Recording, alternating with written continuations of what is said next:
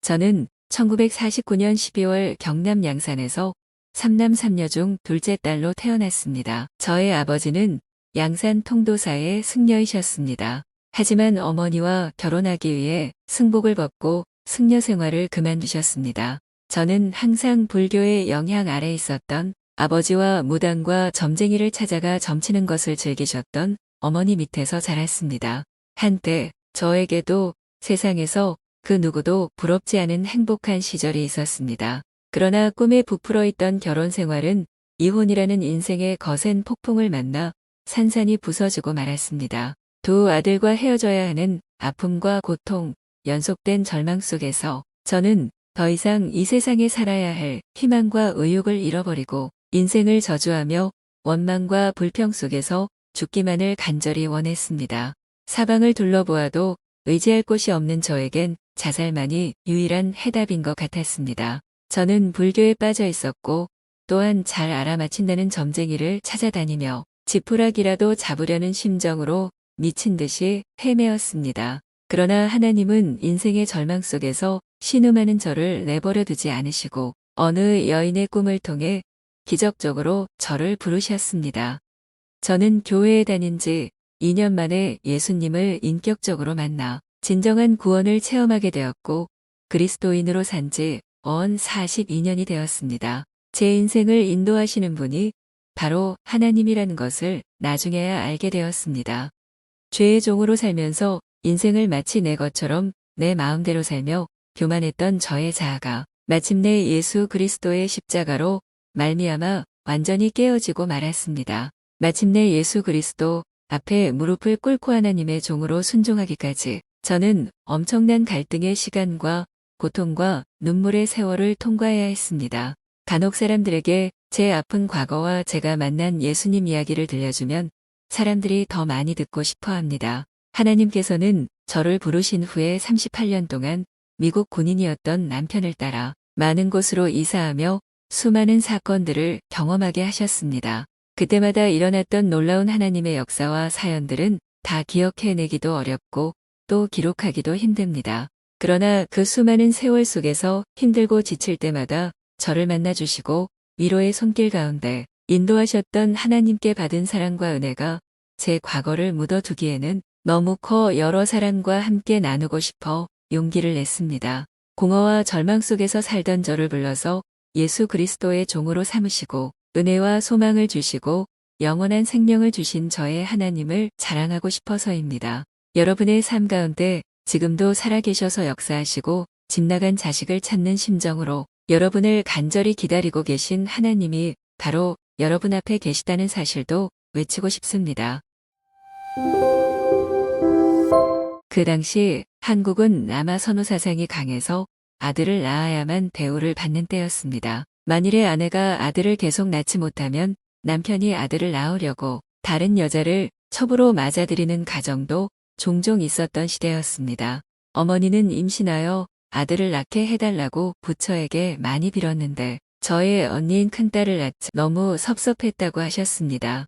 남동생이 태어난 다음에도 남아 선호 사상 때문에 둘째 딸인 저는 여전히 환영을 받지 못하고 유난히 차별을 받으며 자라야 했습니다. 제가 2살일 때 한국에 천연두라는 전염병이 심하게 돌았습니다. 그때 한국에서는 의학이 제대로 발달하지 못했기 때문에 5살이었던 언니는 천연두를 너무 심하게 앓다가 죽고 말았습니다. 그 당시에는 천연두를 앓다가 시각을 잃어 시각장애인이 된 애들도 있었고 심하면 죽는 사람도 많았습니다. 그러나 저는 태어날 때부터 독한 아이였는지 심하게 앓으면서도 죽지는 않았지만 후유증 때문에 곤보가 되고 말았습니다. 그럴 때마다 이 세상에 살아야 할 아무 가치도 없는 저를 태어나게 한 부모님을 많이 원망하면서 울었습니다.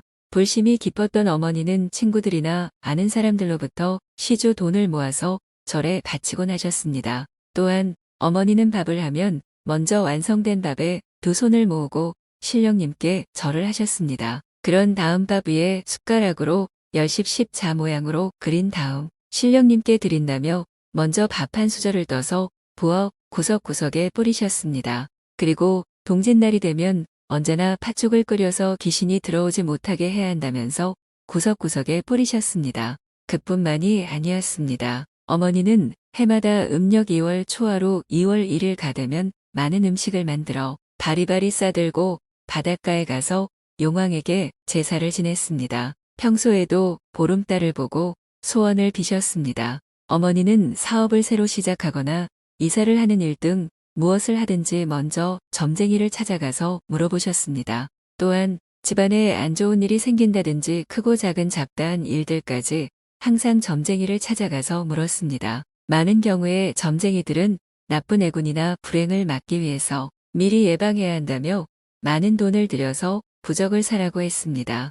어머니는 점쟁이가 시키는 대로 부적을 사서 벽에 붙이고 이불이나 베개 밑과 속옷에 넣어두곤 하셨습니다. 때로는 굿을 하지 않으면 집안에 큰 불행이 생긴다는 말이 두려워 많은 돈을 들여서 굿을 하기도 하셨습니다. 제가 어린 시절 저희 집에서 보고 배운 신신에 대한 것은 그런 것뿐이었고 하나님이란 존재는 있지도 않았습니다. 제가 어렸을 때에 한국은 너무나 가난해서 먹고 살기가 힘든 때였고 간식도 구하기 어려웠습니다. 어느 성탄절 교회에서 과자와 사탕을 준다고 해서 동네 아이들과 교회를 갔습니다. 저는 과자를 얻어먹을 목적으로 교회에 갔기 때문에 설교와 찬송 같은 것에는 전혀 관심이 없었습니다. 그저 예배가 빨리 끝나기만 기다렸습니다. 예배를 마치고 나니 참석한 아이들에게 과자와 사탕이 든 봉지를 나누어 주었습니다. 그것이 제가 기억하는 교회에 대한 전부였습니다. 초등학생 때 부산시 서구에 살았던 저는 그 당시 명문학교인 부산여자중학교에 들어가고 싶었습니다. 그래서 초등학교 5학년이 되자 하루에 평균 5시간 정도 자고 열심히 공부했습니다. 그 결과 부산여자중학교에 합격했습니다. 어린 마음에도 어찌나 좋았던지 합격 통지서를 받던 날은 종일 구름 위를 걷는 것처럼 기뻤습니다. 부산여자중학교 입구로 가는 길목에 미국에서 들어온 몰몬 교회가 있었습니다. 그 교회에는 당시 유명한 교수들과 많은 지성인이 다녔고 저도 다니게 되었습니다. 그 당시에는 한국 사람들의 신장이 대체로 작았습니다. 그러나 중학교 1학년 때 제 키는 이미 169cm였고 그 당시 한국 여성으로서는 무척 큰 키였습니다. 저는 부모님의 온갖 간섭 아래서 꼼짝 못하고 제대로 놀지도 못한 채 공부만 해야 했습니다. 어쩌다 말대꾸를 하면 꼬종을 하시며 때리셨습니다. 그래서 저는 부모님의 명령에 무조건 순종할 수밖에 없었습니다. 결국 중학교 시험을 볼 때처럼 잠을 제대로 못 자며 공부에 전념했습니다. 덕분에 부산여자고등학교 합격 통지서도 손에 쥘 수가 있었습니다. 고등학교에 들어가서도 제 키는 계속 자라서 72cm가 되었습니다. 키가 너무나 컸기 때문에 놀리는 사람들도 있었습니다. 혹독한 여고 시절을 보낸 저는 간호사가 되기 위해서 부산대학교에서 간호학을 전공하게 되었습니다. 대학교에 가서도 저는 여전히 얼굴에 남아있는 곰보 자국 수술을 했습니다. 제가 대학생이 되었어도 저희 부모님은 여전히 제가 입는 옷이나 구두가 마음에 들지 않으면 크게 꼬중하셨습니다. 그 당시에 한국에서는 미니스커트나 나팔바지가 유행한 적이 있었지만 저는 그 유행이 다 지나가도록 한 번도 입어보지 못했습니다. 그리고 긴 부츠도 신어보지 못하고 모든 일에 있어서 항상 부모님께 간섭을 받아야 했습니다. 저는 부산대학교에서 간호학을 공부하던 중에 어느 야간 고등학교 교장 선생님의 부탁으로 학생들을 가르치게 되었습니다.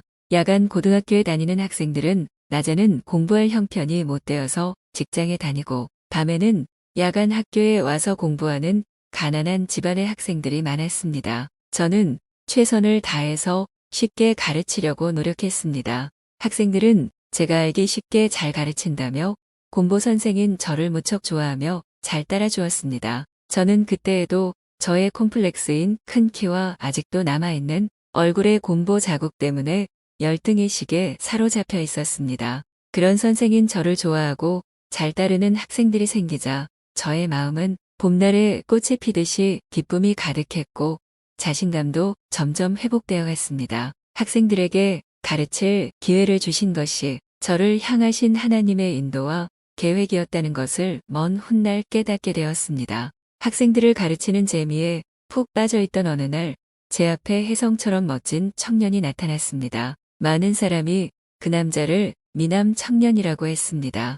아는 사람의 소개로 만난 그 청년은 ROTC 장교 출신인데다 부산의 모구청에서 일하는 안정된 공무원 신분을 갖고 있었습니다. 그 당시에는 제가 키가 너무 커서 저보다 더 키 큰 남편감을 만난다는 것이 그리 쉬운 일이 아니었지만 그 청년은 저보다 키가 컸습니다. 뜻밖에도 그 청년은 키가 크고 똑똑하게 보이는 저 같은 여자가 좋다고 했습니다. 알고 보니 아이를 낳으면 키가 크고 똑똑한 아이를 낳을 거다 라고 생각했던 것입니다. 그러나 저는 마치 내 배가 키 크고 똑똑한 아이를 생산하는 공장으로 착각했는가. 아무렴 어때? 그래 내 주제 파악을 해야지 라고 생각했습니다. 아무튼 제 처지에 그 이상의 청년은 평생에 다시 만날 수 없을 것 같았습니다. 이래저래 따질 것 없이 저도 그 청년이 무조건 좋았습니다. 그렇게 저는 그 미남 청년과 달콤한 사랑을 키워나갔습니다. 그 청년은 제가 가르치고 있는 야간 고등학교에 찾아와서 수업이 끝날 때까지 기다려주었습니다. 수업을 마치면 저희는 밤이 늦도록 데이트를 했습니다. 약 3달이 지난 어느 날 그가 저에게 청혼을 했습니다. 그런데 그 청년에게는 한 가지 결점이 있었습니다. 그것은 시골에 가난하게 사는 부모님과 남동생 4명과 여동생 1명이 딸려있는 대가족의 장남이란 사실이었습니다. 지금은 그렇지 않지만 그 당시에 한국의 정서는 장남은 아버지의 대리자로서 나머지 형제들을 보살펴주는 책임과 의무가 있다고 생각하는 시대였습니다. 그래서 저의 어머니는 그 청년이 장남이라는 것 때문에 마음 한편으로 탐탁해 하지 않으셨습니다. 하지만 시부모님이 될 분들은 자신들은 시골에서 농사를 짓고 있기 때문에 가족 부양에 대해 전혀 신경을 쓰지 않아도 된다고 말씀하셨습니다. 어머니는 제가 그 남자와 결혼을 하면 잘 살 것인지 아닌지가 궁금해서 잘 알아맞춘다는 여러 점쟁이를 찾아가서 물었습니다. 점쟁이들은 둘이 결혼을 하면 궁합이 잘 맞는 천생연분이라 잘 살 것이다 라고 했다고 합니다. 1975년 5월 저희는 많은 사람의 축복을 받으며 결혼식을 화려하게 올렸습니다. 많은 사람들이 진심으로 저희의 앞날을 위해 아낌없는 응원과 함께 저의 결혼식에 와서 축하해 주었습니다. 부산시 서구의 전직 국회의원이었던 김동욱 씨가 우리 결혼의 주례였습니다. 당시 부산시 서구의 국회의원이었고 후에 14대 대통령이 된 김영삼 씨도 축하 화환과 축의금을 보냈습니다.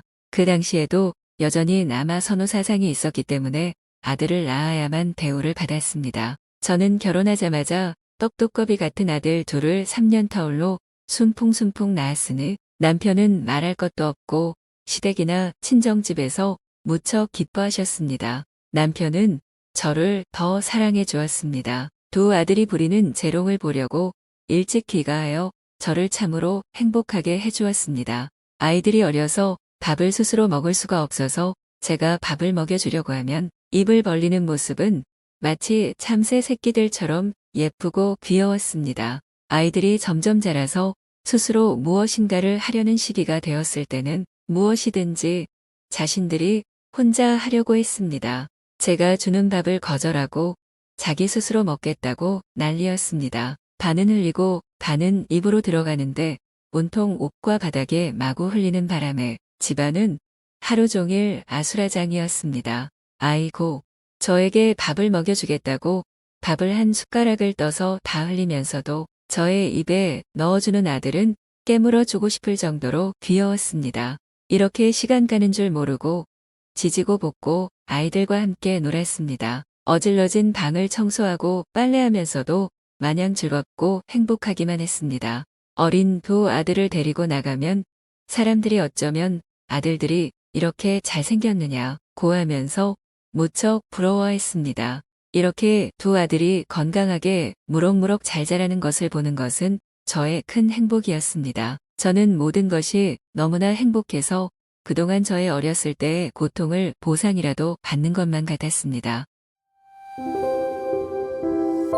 많은 사람이 부러워했던 저희의 행복했던 결혼 생활은 그리 오래가지 못했습니다. 불행하게도 시아버지가 농약 중독으로 갑자기 돌아가시게 되었습니다. 시아버님이 지고 계셨던 가족 부양의 책임은 온전히 우리의 차지가 되었습니다.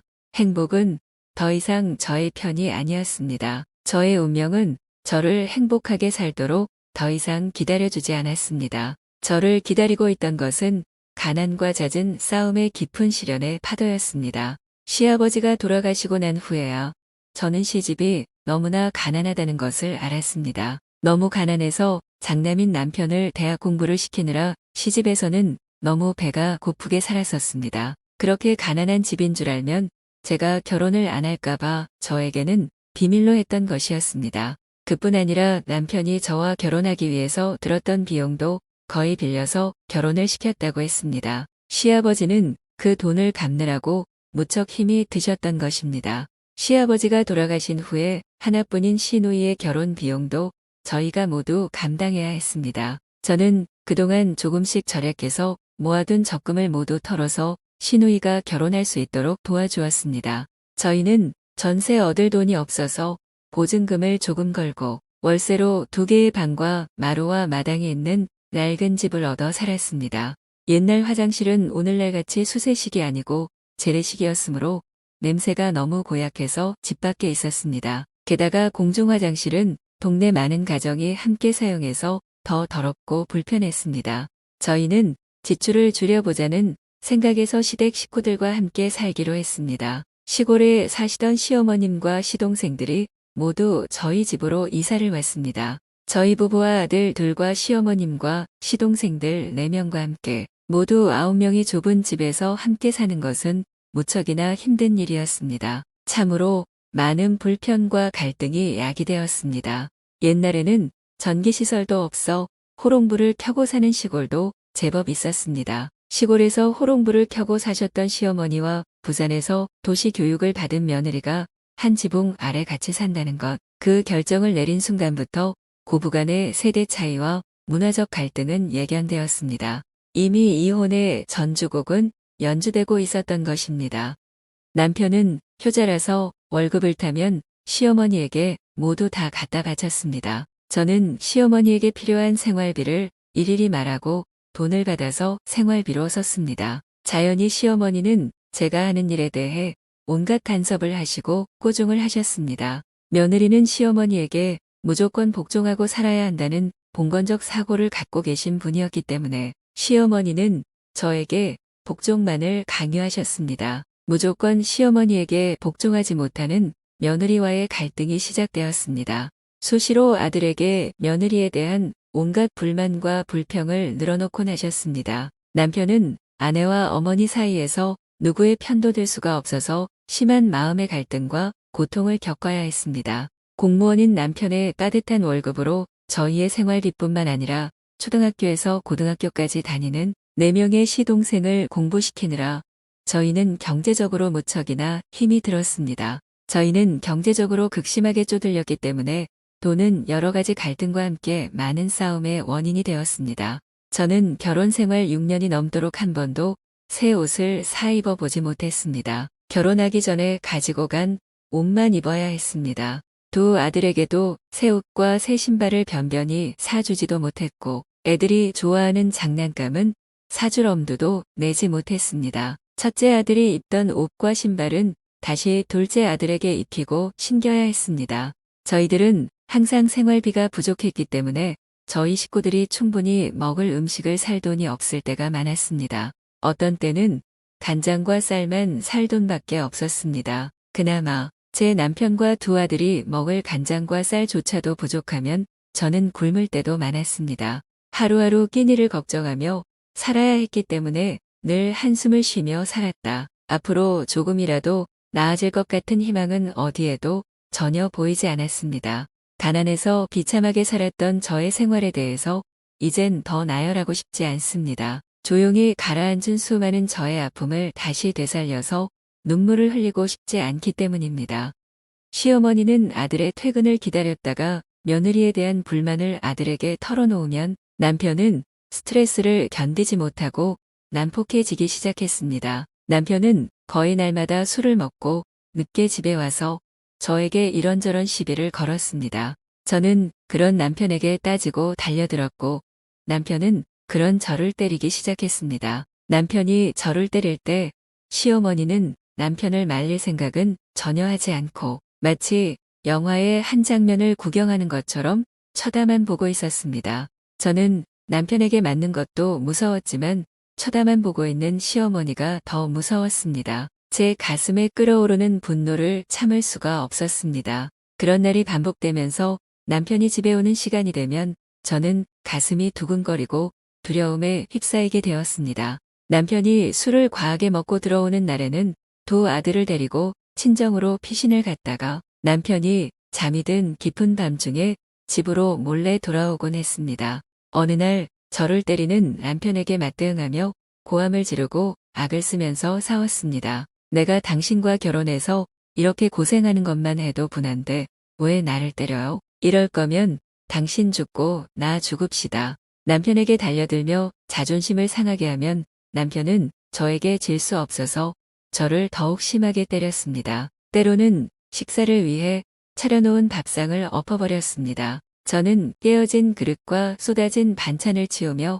한없이 울었습니다. 우리가 이렇게 살 바에는 차라리 이혼하자는 말을 수없이 하면서 싸웠습니다. 시댁 식구들과 함께 살기 전에 제 남편은 사랑이 많고 온순한 사람이었습니다. 그러나 여러 가지 악한 상황은 남편의 마음을 저에게서 멀어지게 만들었습니다. 저의 친정어머니는 제 얼굴에 곰보 자국이 있게 한 것에 대한 죄책감을 항상 가지고 있었습니다. 그러나 걱정거리였던 딸이 좋은 남자와 결혼을 하니 어머니의 오랜 걱정이 사라졌습니다. 제가 결혼을 한 후에 어머니는 저에게 도움을 줄 형편이 되지 않는다고 말씀하셨습니다. 너희 아버지 사업이 실패했기 때문에 진 빚을 먼저 갚아야 하니 조금만 참고 더 기다려 보아라. 사실 아무리 아버지가 사업에 실패했더라도 제가 아들이었더라면 도움을 주었을 것이라고 생각했습니다. 딸이 경제적으로 어려움을 겪고 있었지만 어머니와 아버지는 저를 도와주려고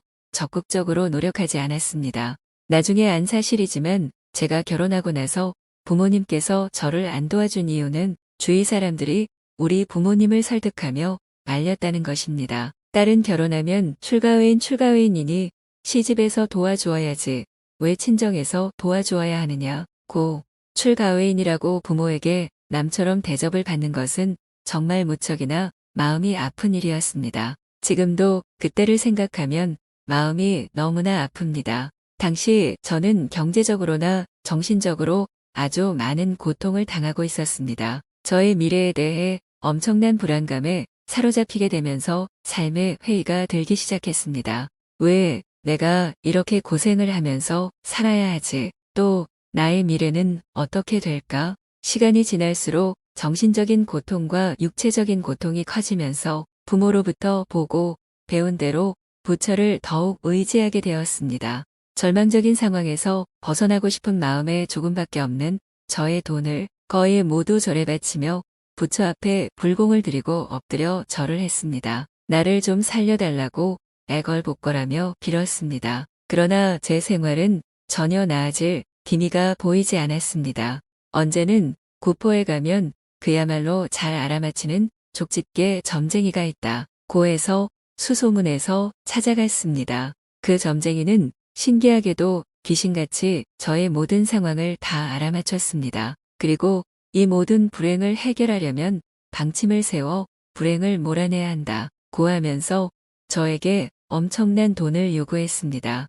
저는 그럴 만한 돈이 없어서 집으로 오는 도중에 다리에 힘이 다 빠져서 어떻게 걸어야 하는지도 모르는 것 같았습니다. 마치 길이 푹신푹신한 것 같았고 스펀지를 밟는 것 같았습니다. 다리에 기운이 다 빠져 휘청거리면서 정신이 나가 어디로 가는지도 몰라 길을 잃어버려가니 헤맸습니다. 그리고 제 신세를 한탄하면서 한없이 울어야 했습니다. 저는 애군을 막고 불행을 모면하려고 돈을 무리하게 마련했습니다. 다시 그 점쟁이를 찾아가서 점쟁이가 하라는 대로 모두 다 했습니다. 그래서 제 상황이 나아질 줄 알았는데 상황은 조금도 나아지지 않았습니다. 두 아이의 엄마임에도 불구하고 제가 살아가는 이상과 목적을 상실한 채 삶의 깊은 회의를 느껴야 했습니다. 저의 마음속 깊이 파고드는 슬픔과 고독과 절망이 저를 견디지 못하게 만들었고 짓눌리는 고통을 도저히 이겨낼 수 없었습니다. 시련은 겹쳐서 온다고 했던가요? 설상가상으로 남편에게 다른 여자가 생겼습니다. 그나마 저를 향해 조금 남아있었던 사랑마저 없어지고 만 것입니다. 어느 날 그 여자 문제로 남편과 싸우고 난 후였습니다. 아이 둘을 시어머니에게 맡겨놓고 바닷가에 가서 실컷 통곡하며 울다가 집으로 돌아왔습니다. 남편은 집으로 들어오는 저를 보자마자 마치 기다렸다는 듯이 제 옷을 넣어놓은 가방을 밖으로 집어던지면서 고함을 질렀습니다. 다시는 이 집에 들어오지 말고 나가라. 첫째 아들은 친구 집에 갔는지 보이지 않았습니다. 어린 둘째 아들은 그 광경을 보면서 경기를 일으키듯이 큰 소리로 엄마, 엄마 소리쳐 울면서 제 옷자락을 붙잡고 따라오며 매달렸습니다. 저는 눈물을 비 오듯이 흘리면서 아들을 제 품에 안으려고 했습니다. 시어머니는 제가 아들을 데리고 갈까봐 두려운지 제 품으로부터 아들을 떼어서 당신 품에 안았습니다. 그러나 아들은 할머니에게서 빠져나오려고 두 손과 두 발로 몸부림을 치며 큰 소리로 마구 울었습니다. 그야말로 전쟁의 한 장면을 연상시키는 아수라장이 되었습니다. 던져진 옷 가방을 제가 주우러 밖으로 나간 사이 남편은 집안에서 대문을 걸어 잠갔습니다. 저는 울면서 1시간 동안 대문을 두드리며 열어달라고 애원을 했습니다. 그러나 끝내 문은 열리지 않았습니다. 저는 정신을 차리고 이제 집 안으로 들어갈 수 없도록 닫힌 문을 쳐다보았습니다. 그동안 그렇게도 열심히 살아보려고 수고하고 애썼던 수많은 날들이 주마등처럼 제 머리를 스쳐 지나가는 것을 느꼈다. 그러나 그 모든 것이 다 헛된 것이라는 생각이 들었습니다. 그동안 이렇게 비참하게 사느니 차라리 헤어지자 라고 마음을 먹었다가도 아들들을 생각하면 차마 돌아서지 못했었습니다. 그러나 지금은 오늘이 마지막이고 내일은 다시 오지 않을 것 같은 두려움과 막막함이 제 가슴을 짓눌렀습니다. 이제 더 이상 울고 싶어도 눈물이 메말라 나오지 않았습니다. 아들의 울음소리가 너무나 처량하고 슬프게 들렸습니다. 그러나 여전히 굳게 닫혀있던 그 문과 함께 이제는 남편을 향한 제 마음의 문도 굳게 닫히고 말았습니다. 이제 나는 모두를 떠나 어디로 가야 하지 하는 생각이 들었습니다. 결국 가슴 아픈 시간이 지난 후 남편과 나는 합의 이혼이란 결론을 내리게 되었습니다. 당시에 한국에서는 이혼하면 특별한 경우를 제외하고는 무조건 자식은 남편이 맡게 되어 있었습니다. 더구나 경제력이 없는 저는 두 아들을 키울 형편도 안 됐습니다. 이 일을 안타깝게 생각한 친정어머니는 저와 함께 남편과 시어머니를 찾아갔습니다. 친정어머니가 두 아들을 키우겠다고 몇 번이나 사정했지만 그들은 들어주지 않았습니다. 친정어머니가 할 수 없이 둘째 아들만이라도 달라고 했습니다. 남편은 아들을 나한테 빼앗긴다고 생각했는지 끝내 아들을 주지 않았습니다. 그래도 한 가닥 희망은 품고 갔는데 모두 다 거절을 당하고 나니 하늘이 무너지는 것만 같았습니다. 제 아들들이 엄마를 찾으며 울며 애태울 것을 생각하니 마음이 무너져 내렸습니다. 밤마다 두 아들의 울음소리가 환청처럼 들려와서 많은 날들을 뜬 눈으로 지새워야 했습니다. 옆집 아이의 울음소리만 들어도 저도 모르게 밖으로 뛰어나가곤 했습니다. 남편에 대한 배신감과 아이들에게 못다한 사랑 때문에 견딜 수가 없었습니다. 저와 이혼한 남편은 마치 기다렸다는 듯이 곧장 다른 여자와 재혼을 했습니다. 제가 아들을 훔쳐갈까 두려웠는지 아들을 만날 수 없는 다른 곳으로 이사했고 두 아들을 볼 수조차 없는 저는 미칠 것만 같았습니다. 이혼 후 저는 독립해서 살고 싶었지만 당장 방을 구할 돈과 생계를 이어나갈 생활비가 한 푼도 없었습니다. 그나마 갈 곳이라고는 친정밖에 없어서 친정에 가서 살지만 친정살이 역시 괴롭기는 마찬가지였습니다. 저의 괴로운 마음을 모르는 철없는 어린 동생들은 왜 제가 집을 나와 친정에 사는지 이상하게 여겼습니다. 여자는 출가외인이라는 생각을 가지고 있는 부모님, 결국 저의 친정 더부살이는 또 다른 눈물의 연속이었습니다. 제 상황이 이렇게 비참하게 되자 친정에서도 저는 딸이 아닌 골칫덩어리에 불과했습니다. 어쩌다 친정집에 부모님의 친구분이 오시면 어머니는 이혼한 딸이 창피스러워 옆방에 들어가 문을 닫고 숨어 있으라고 당부하셨습니다. 손님이 떠날 때까지 방에서 나오지 못하는 저는 또다시 아픈 눈물을 삼켜야 했습니다.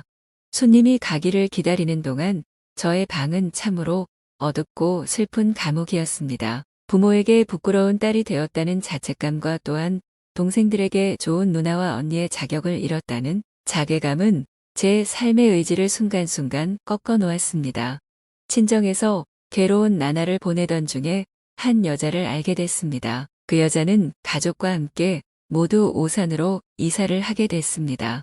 저에 대해 모든 사정을 알고 있던 그 여자는 저에게 차라리 친정을 떠나 아무도 모르는 데 가서 살면 이런 고통을 좀 잊지 않겠어요? 오산으로 함께 가서 우리의 일을 도와주시면 수고비라도 드리겠습니다. 라고 말했습니다. 저는 이제 더 이상 부모님의 도움을 기다리고 싶지 않았습니다. 그래서 저는 친정에서 무일푼으로 이렇게 사느니 차라리 그녀의 집에서 사는 것이 더 나을 것 같아 용기를 내어 친정을 떠나 그녀를 따라서 오산으로 갔습니다. 그러나 어디를 가든 집에 두고 온 아이들이 사무치게 그립고 또 외롭기는 마찬가지였습니다. 저는 이렇게 살다가는 어느 순간 절망의 낭떠러지에 떨어져 죽을 것만 같은 불안감에 사로잡혔습니다.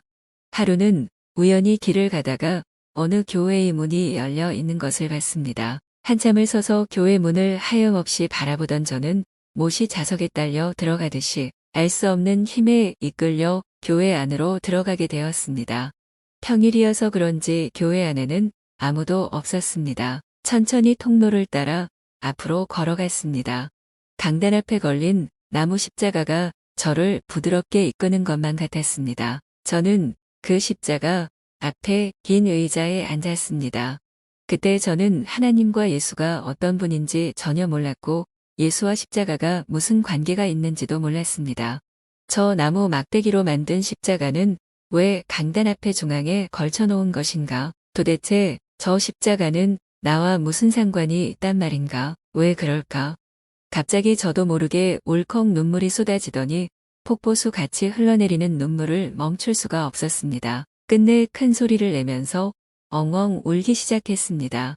하나님, 저를 좀 살려주세요. 살려주세요. 마치 지금 누가 내 목을 졸라 죽이려고 하는 상황인 것처럼 헐떡거리면서 십자가 앞에서 대성통곡을 하면서 몸부림을 치며 하염없이 흘린 뜨거운 눈물이 온통 저를 적시었습니다. 가슴에 담아두었던 울분을 실컷 터뜨리면서 소리내 울어서 그런지 몰라도 속이 좀 시원한 것 같았습니다. 저는 실컷 울고 난 후에 십자가를 한참 동안 바라보았습니다. 뭔지 잘 모르겠지만 누군가 저의 사정을 좀 알아줄 것만 같았습니다. 그러나 교회 문을 나왔을 때 저는 여전히 삶의 두려움과 걱정으로 휩싸였습니다. 그래서 저는 그동안 수없이 찾아갔던 저를 또다시 찾아갔습니다. 무릎이 닳도록 엎드려 절하면서 부처님, 제발 나를 살려주십시오. 라고 하면서 빌고 또 빌었습니다. 어쨌든 저는 그 당시 나를 도와줄 참 신신을 찾기 위해서 몸부림을 치고 있었던 것은 분명한 사실이었습니다. 이 세상에 신신은 과연 살아계시는지, 나의 처량하고 고달픈 신세를 알고 계시기나 하는지, 저는 이런 삶의 허무와 공허를 이길 수 없어서 이렇게 사느니 차라리 자살하는 게 낫다고 결심했습니다. 더 이상 살아야 할 삶의 목적을 잃어버렸기 때문이었습니다. 제가 목숨을 끊어버리면 저의 모든 고통도 끝이 날 것으로 생각했습니다. 인생의 깊은 회의를 느낀 저는 이 괴로운 인생을 끝내고 싶었습니다. 그때부터 자살하는 여러 가지 방법을 연구해서 많이 알아놓았습니다. 그러나 한편으로는 두려웠습니다. 때로는 이런 생각도 했습니다. 누군가 나도 모르게 제발 나를 좀 죽여주었으면 좋겠건만. 그래, 나에게 내가 고통을 주면서 죽기 싫으니 가장 고통스럽지 않은 방법으로 자살해야지. 내가 자살하고 나면 그때야 우리 부모가 딸이 얼마나 고통스럽게 살았던 것을 깨닫고 후회할 거야.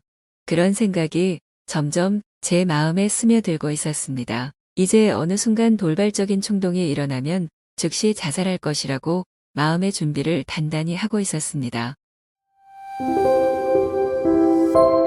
그러나 제가 자살을 행동으로 옮기기 전에 하나님이 저를 부르시는 일이 일어났습니다. 그날도 저는 절망 가운데 땅만 쳐다보며 힘없이 걸어가고 있었습니다. 그런데 길에서 우연히 만난 어떤 아주머니가 저를 보더니 반갑게 다가왔습니다. 그날도 저는 절망 가운데 땅만 쳐다보며 힘없이 걸어가고 있었습니다. 그런데 길에서 우연히 만난 어떤 아주머니가 저를 보더니 반갑게 다가왔습니다. 그 아주머니는 가끔 길을 가다가 본 적이 있었는데 그저 가볍게 인사를 나누는 정도였습니다. 그런데 그 아주머니가 저에게 갑자기 말을 걸었습니다. 자매님, 하나님이 당신을 부르십니다. 저는 그 말을 듣는 순간 깜짝 놀라서 고개를 들고 물었습니다.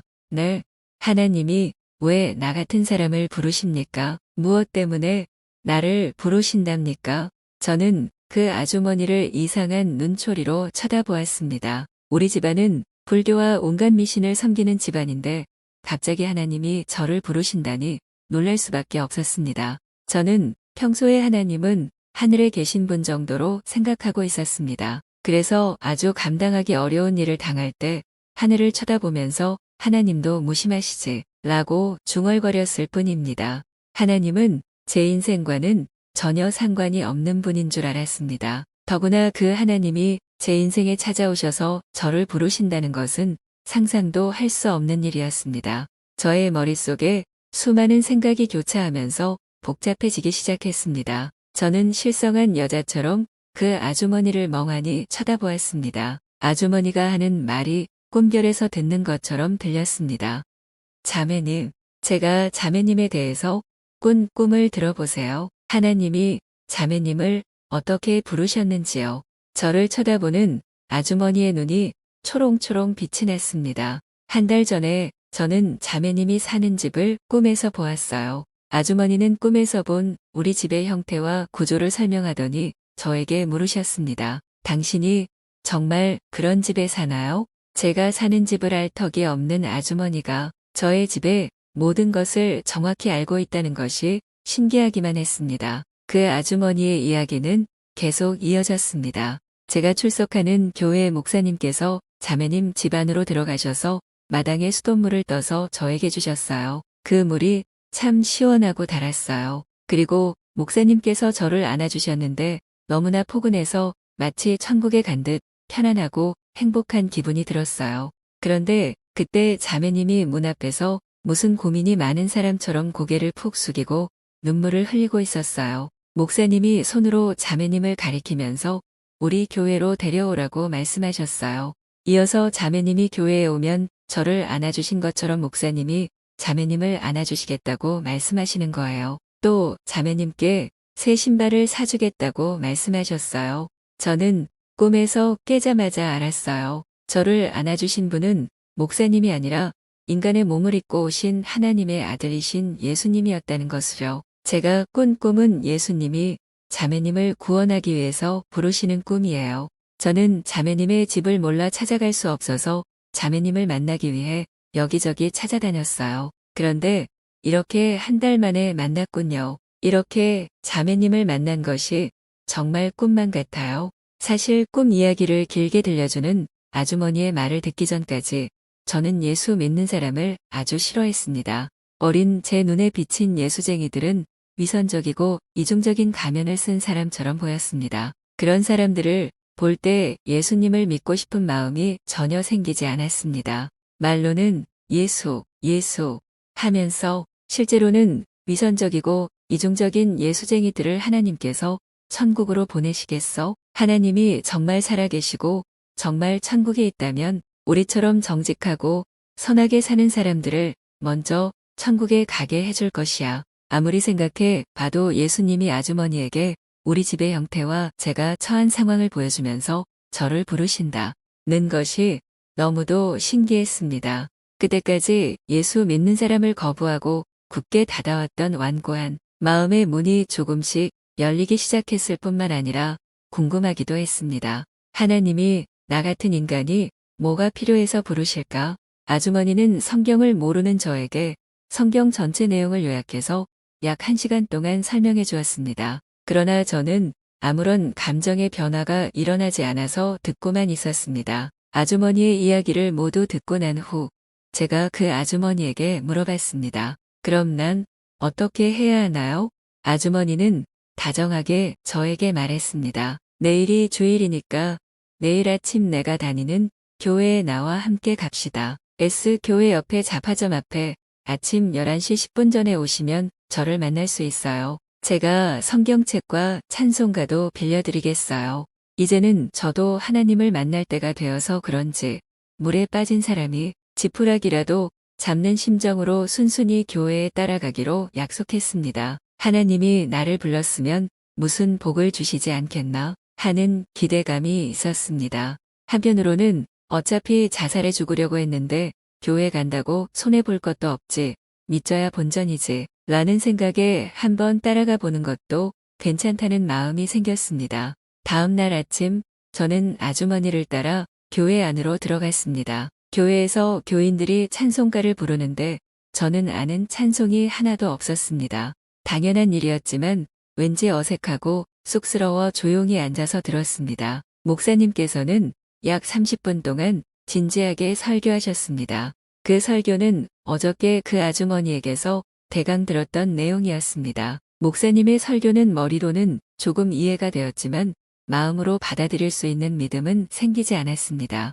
그러나 예수님이 어떤 분인지 점점 궁금해졌습니다. 그 다음날 책방에 가서 성경책을 한 권 사서 집에 왔습니다. 그때부터 매 주일 교회에 나가서 목사님의 설교를 듣는 동안 의문이 꼬리에 꼬리를 물었습니다. 저는 성경에 대한 불신이 너무나 많았습니다. 내가 무슨 죽을 죄를 그토록 지었길래 지옥에 가야만 하는 죄인이란 말인가? 하나님께서 참으로 선하게 살아온 나는 지옥에 보내고 저렇게 나쁜 사람도 예수 믿는다고 천국에 보낸다면 하나님은 불공평하지 않은가? 어떻게 하늘에 계신 하나님이 인간의 몸을 입고 이 땅에 오셨다는 말인가? 예수님께서 많은 병든 자를 고치고 바람과 풍랑을 잠잠하게 하고 귀신을 쫓아내고 죽은 자도 살리고, 그리고 예수님께서 나의 죄값인 사망을 대신 갚기 위해 십자가에 못 박혀 죽으시고 3일 만에 부활하시고 승천하셨다는 말을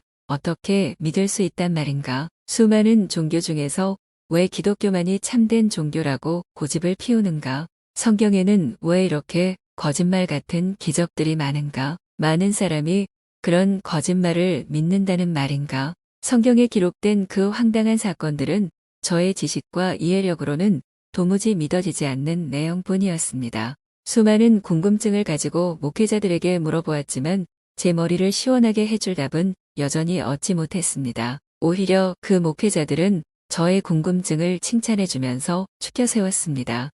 그렇게 성경에 질문이 많아서 시비를 거는 걸 보니 예수와 성경에 대해 관심이 많은 증거입니다. 예수를 믿으면 참 잘 믿을 분이시나요?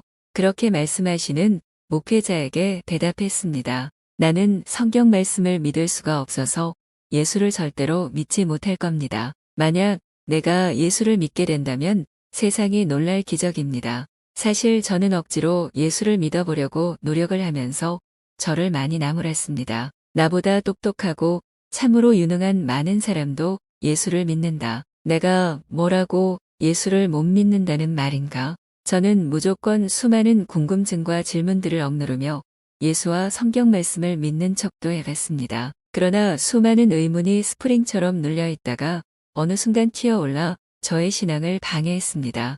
저도 성경 말씀을 다 믿고는 싶은데 하나님과 예수 그리스도를 향한 의문이 너무 많아 혼란스럽고 허탈하기만 했습니다. 그럼에도 불구하고 그 두려운 하나님이 저를 불렀다고 하니 주일마다 교회에 나가지 않으면 하나님께 벌을 받을까봐 두려워서 계속 교회에 나갔습니다. 도대체 어떤 문제 때문에 저는 예수님을 쉽게 믿지 못했던 걸까요? 답은 간단했습니다. 저는 이성으로 하나님을 이해하려고 했고 이성적으로 이해가 되지 않는다면 믿을 수 없다는 생각이 제 안에 꽉 차 있었습니다. 그러나 그 능력 많다는 하나님이 저를 믿게만 해주시면 한번 잘 믿어보고도 싶었습니다. 그렇게 답답한 시간과 날들이 얼마나 지났을까요?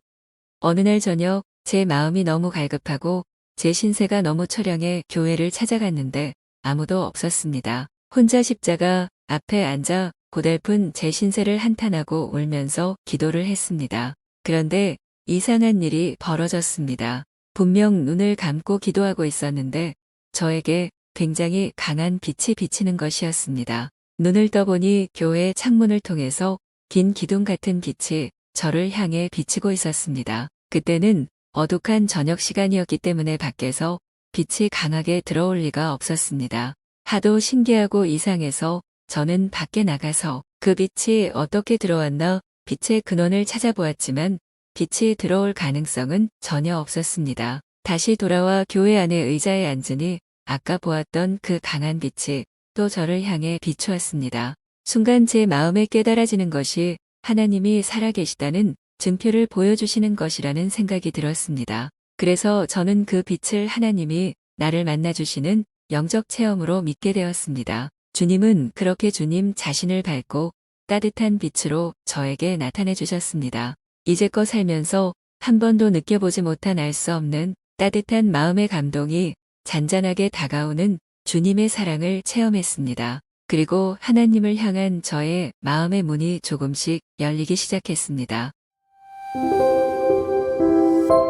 처음 전도받아서 다니게 된 교회에서는 3개월 동안 일요일에 빠지지 않고 예배에 참석한 사람에게 선물을 주었습니다. 저 역시 교회에 빠지지 않고 출석을 해서 작은 성화가 된 액자를 선물로 받게 되었습니다. 그 그림은 겟세마네 동산에서 기도하시는 예수님의 모습이었습니다. 저는 우상을 열심히 섬기던 사람이었기에 그 그림이 무엇을 의미하는지도 모르면서도 소중히 여겼습니다. 그 그림을 보면서 하나님께 기도하게 되었습니다. 어느 날은 하나님께 솔직하게 제 마음을 털어놓기로 했습니다.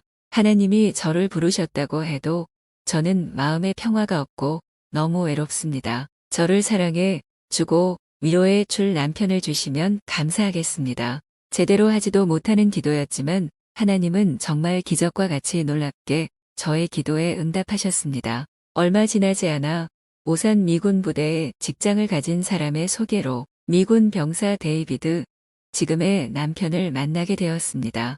제 눈에 안경인지 모르겠으나 데이비드는 저를 처음 본 순간부터 무척 좋아했습니다. 그러나 데이비드는 저를 만난 지 한 달 뒤 한국을 떠나서 미국으로 돌아갔습니다.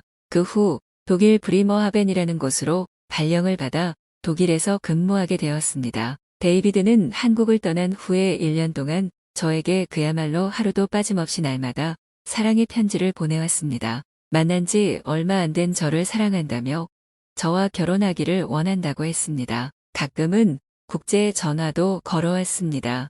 그 당시 한국의 봉건적인 상황에서 미국인과 결혼하는 것은 집안 망신이라고 생각하는 사람들이 많았습니다. 저 역시 미국인과 결혼하는 것은 있을 수 없는 일이라고 생각했습니다.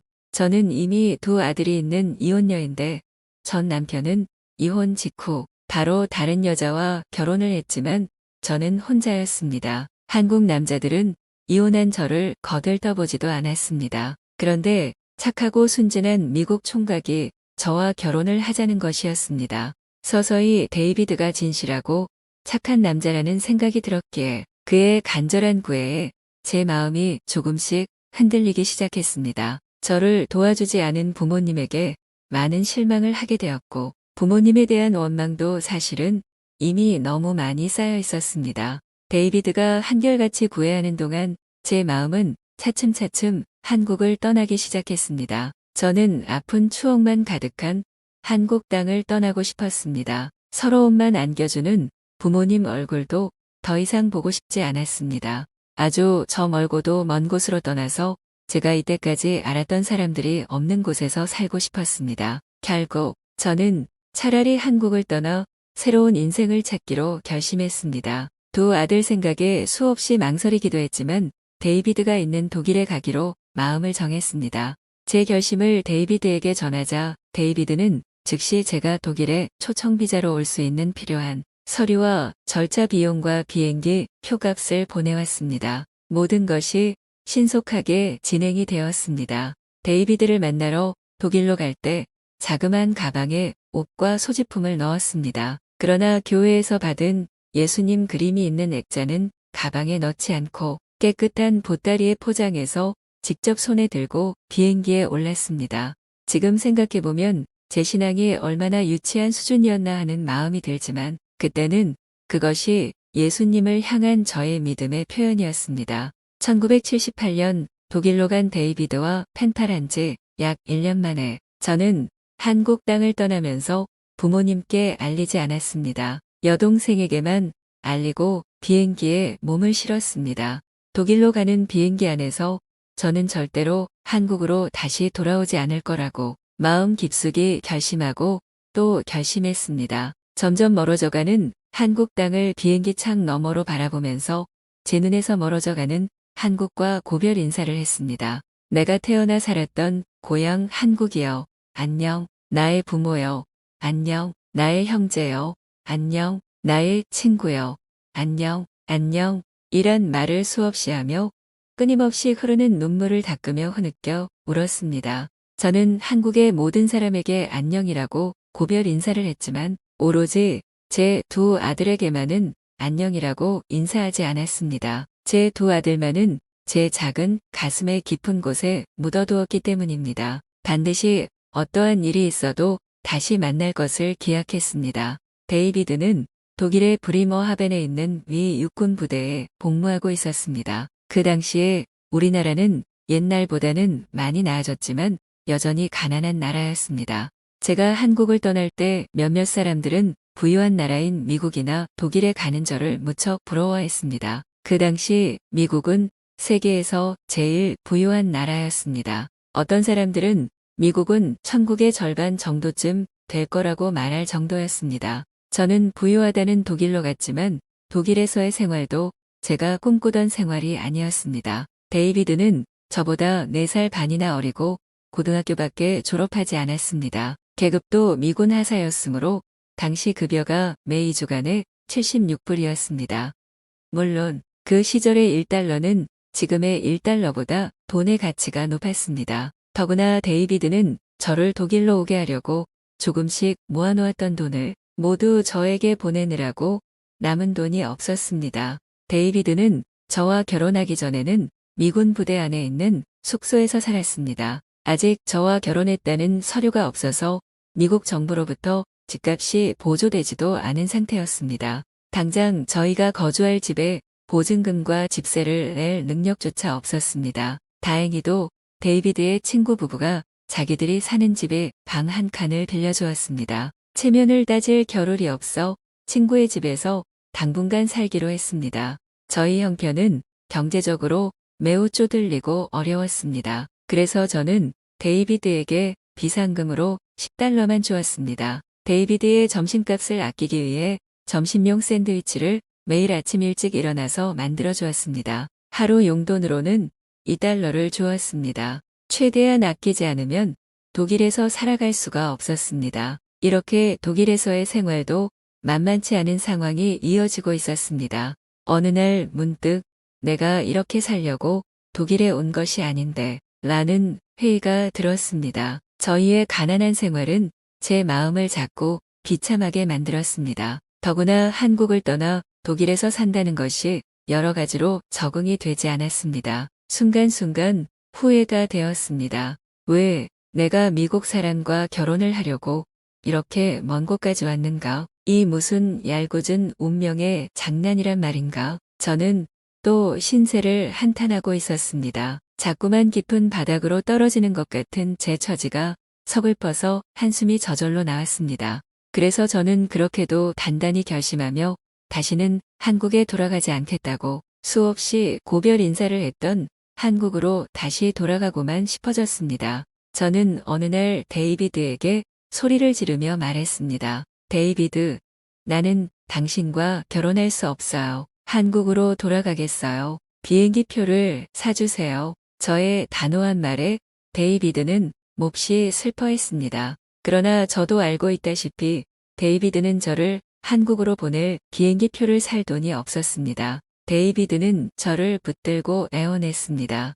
나는 그동안 교회에 다니지 않았어요. 하지만 당신과 결혼하고 싶어서 하나님께 당신과 결혼하게 해주신다면 예수님을 잘 믿겠다고 서원을 했습니다. 그래서 당신이 독일에 온 거예요. 이제 나는 예수님을 잘 믿을 겁니다. 당신이 원하는 사람으로 나 자신을 바꾸어 갈 테니까 제발 한국에 돌아간다는 말만 하지 말아 주십시오. 데이비드는 기도의 응답을 받았지만 그래도 제가 한국으로 돌아갈 생각만 하자 데이비드는 마음에 상처를 크게 받았습니다. 데이비드는 더욱더 열심히 기도했습니다.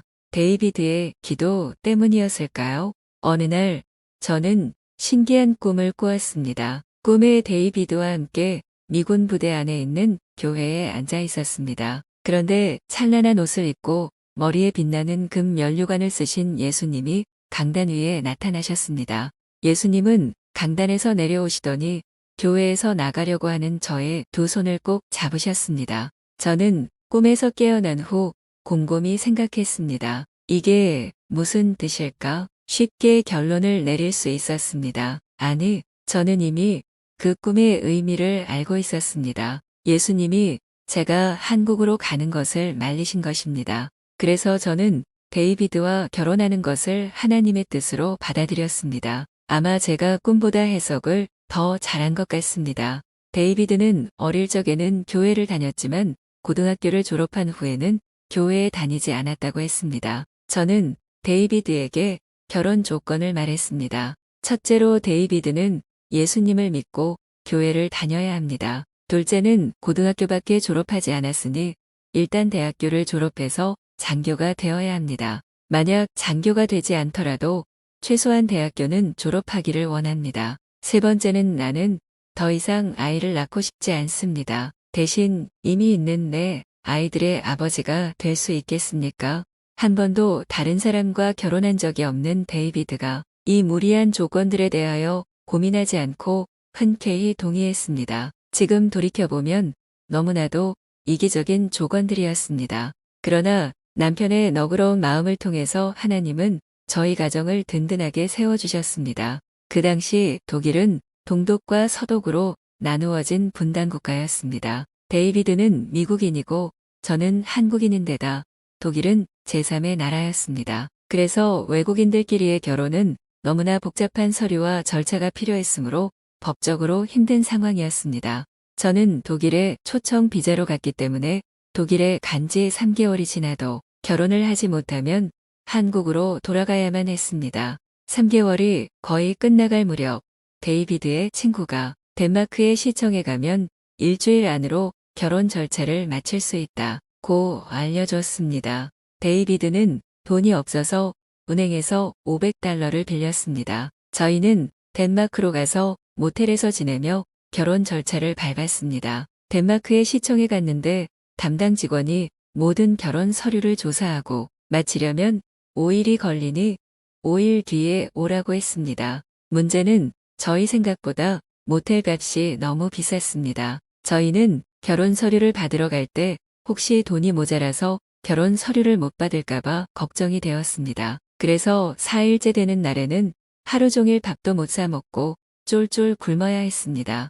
5일째 되는 날 아침에 저희는 시청 사무실에 갔습니다. 결혼 서류를 담당했던 사람이 이 결혼에 둘 다 찬성하십니까? 라고 물었습니다. 즉시로 저희는 찬성합니다. 라고 대답했습니다. 그러자 저희 서류를 담당했던 사람이 저희가 법적으로 부부가 되었다는 서류를 배가 고파서 힘없이 앉아있는 저희에게 주었습니다. 인생에 남을 가장 화려한 결혼식 대신 결혼 서류를 받는 날인 8년 9월. 비록 배가 고팠지만 마음만은 하늘을 날 것처럼 기뻤습니다. 결혼 절차 비용을 지불하고 나서 독일로 갈 비행기 요금과 차비를 제외하는 남은 돈이라고는 햄버거 한 개를 사 먹을 돈밖에 남지 않았습니다. 저희는 햄버거라도 먹을 수 있도록 돈을 남게 해주신 하나님께 감사하며 햄버거를 사 먹고 독일로 돌아왔습니다. 데이비드가 미군 부대에서 집값을 신청한 지 3달 후에 드디어 집세를 지급할 수 있는 돈이 나와 그동안 밀렸던 보증금과 집세를 지불했습니다. 은행에서 빌린 돈도 매달 조금씩 갚을 수 있었습니다. 이렇게 저희의 형편은 조금씩 나아지고 안정되어 가고 있었습니다. 데이비드와 저는 돈이 없어서 결혼식을 올리지 못하고 혼인신고만 했지만 이제까지 저희는 37년이 지나도록 당당한 부부로서 주님의 은혜 안에서 행복하게 살고 있습니다. 저는 남편과 결혼한 후 독일의 미군 부대 안에 있는 미국인 교회를 다녔습니다. 저희는 미국 시민권을 가진 한국 여성이나 미국 남성이나 미국 시민권을 가진 한국 남성과 결혼한 한국 여성들을 이중 문화 여성이라고 부릅니다.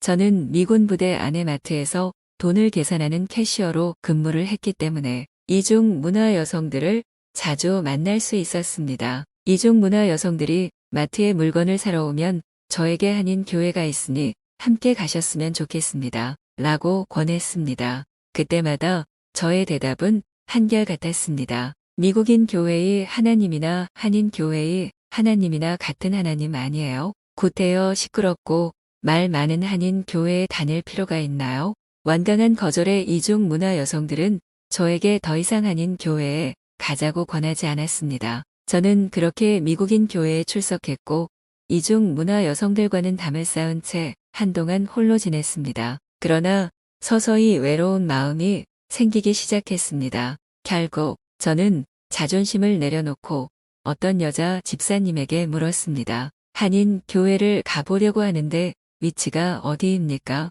한인 교회는 제가 사는 곳에서 약 1시간 20분이나 승용차를 타고 가야 했습니다. 그 교회는 독일 교회였는데 많은 교파가 그 교회를 빌려 예배를 드리고 있었습니다. 한인 교회는 주일날 교회를 사용할 수 없어서 토요일 오후 5시에 예배를 드린다고 했습니다. 아내를 위한 일이라면 그 어떤 것도 마다하지 않는 남편 데이비드는 저를 데리고 1시간 20분 동안 차를 운전해서 한인 교회를 찾아갔습니다. 교인은 15명 정도였습니다. 제가 한국에서 신앙생활 한 것을 다 합쳐도 그때까지 제 신앙 경력은 1년 몇 개월 정도밖에 안 되었습니다. 당시 저의 남편이 군인이었으므로 군인들이 많이 사는 동네에 살았습니다.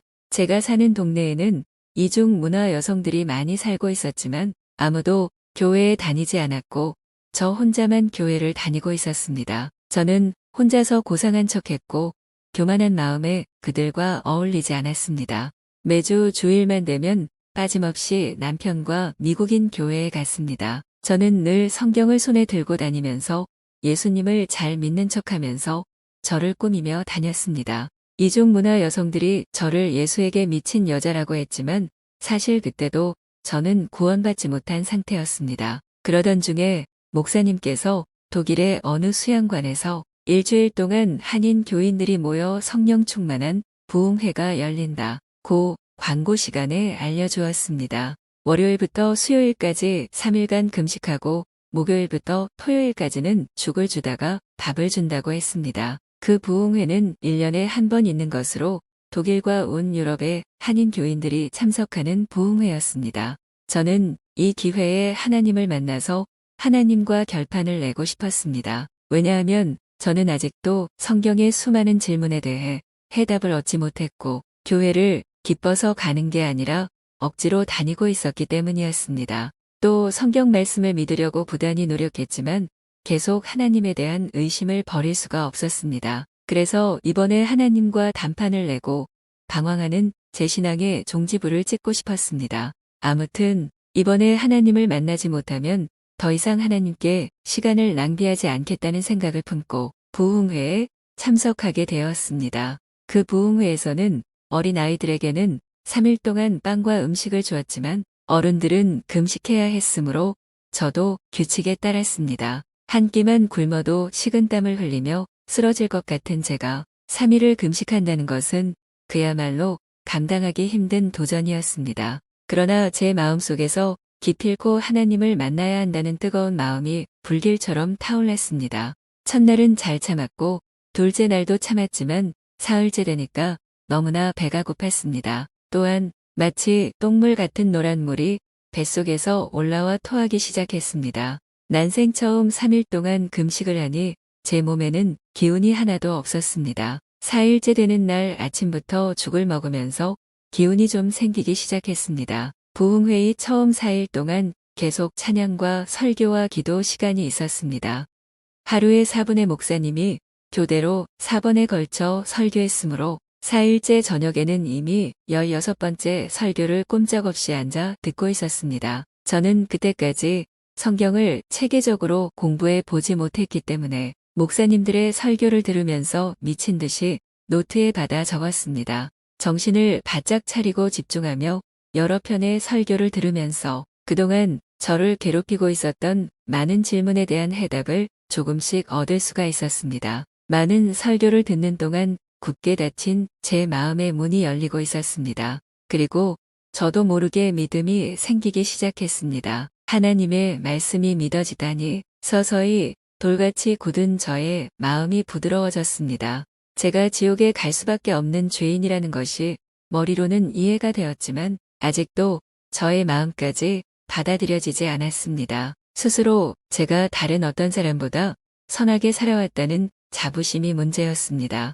저의 죄를 회개하려고 몸부림을 치면서 회개했지만 그렇게 많이 생각나지 않았습니다. 저는 하나님께 간절히 기도하고 또 기도했습니다. 하나님, 제가 죽을 수밖에 없는 죄인인 것을 고백하게 해주세요. 제가 거부하려고 해도 거부할 수 없도록 제 마음으로 예수님의 십자가, 사랑을 깨닫고 회개하게 해주세요.